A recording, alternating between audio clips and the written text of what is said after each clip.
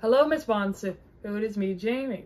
Today I will be showing you my presentation on my country, Fortlandia, and republics in general. But before I get into my country, let's first talk about the history of republics. Now, there have been many republics throughout history, but I wanted to focus on the first ever republic. All the way back in 509 BC, the Roman Republic. Now, if you don't know, the Romans believed that no one man should have the power over everyone else. So they had a system known as consulship, where two people, known as consuls, would be elected to serve one term, 1 year, until they would be replaced by new consuls. And the system would repeat over and over again, and so no one man would stay in power for more than 1 year. This system has grown a lot through time, and there are still republics that exist today that are in the United States, Mexico, India, France, Kenya, South Kenya, Peru, and Indonesia.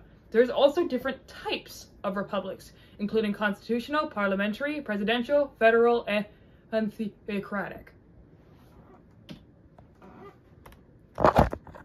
Let us talk about a man who believed in law and republics. George Washington, the first ever president of the United States. He was the first ever president, but he was a decorated United States Army general. He fought in many fights that turned the tides of the war. He fought for these ideals because he believed that America should be ruled by themselves and not by the British Empire. One of his most famous quotes about republics was, and I quote, "In a free and republican government, you cannot restrain the voice of the multitude." Now, how exactly does a republic government run?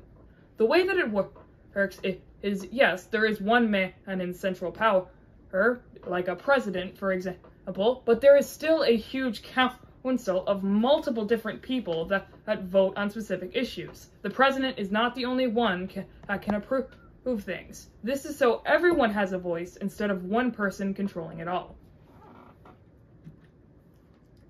There are many pros and cons of a republic government.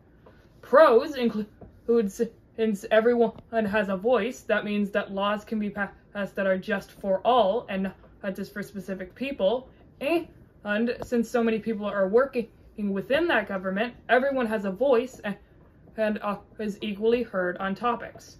The downsides to that is that some people don't have everyone's ideals in mind, and if those people gain a lot of power, then they can basically make the government the way they want, and they control it all. It's kind of a good news, bad news situation, but there's a lot of bad news. Now, 4 countries that still have a republic government, in the United States, Mexico, India, and France, they still have one. United States, obviously, France, India, and Mexico as well. I also want to point out that these flags are beautiful. We can agree on that. Finally, let's talk about why my country, Fortlandia, needs a republic government. You see, if we're all stranded on an island and we make a government, we need multiple points of view. There's so many of us on the island that one person can't know what everyone else is thinking. We'll make a council of people, a council of diverse people who will all discuss these issues together, so we can make sure everyone's voice is heard. And if a person breaks one of our laws, we'll make sure that their argument and defense is heard in front of a jury of multiple different perspectives to make sure that they get a fair and just court hearing and case. Thank you for listening to this presentation on republics and my country of Fortlandia. I hope you've had a wonderful day, Miss Bonsu, and I hope that my assignments will blow you away. Thank you.